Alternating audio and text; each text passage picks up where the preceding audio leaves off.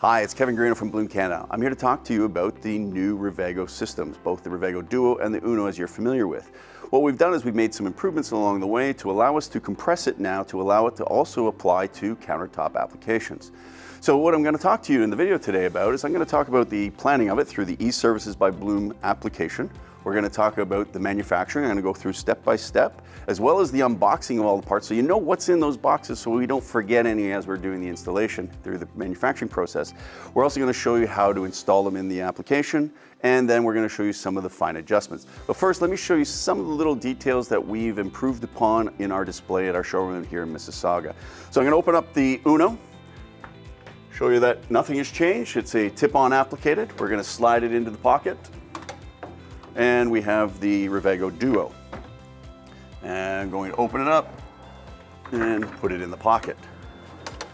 So if we look over here, we can see that in the drawer system here, we've got some of the unique parts that are available.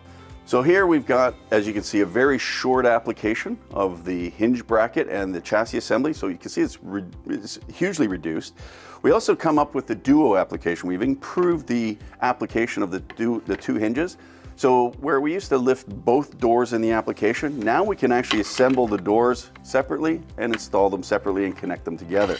So we also show you some of the service interfaces. So over here we've got the new service interface. When we had to make any adjustments for depth of pocket, we used to have to take the tip-on return mechanism off, attach it, and then put it back together.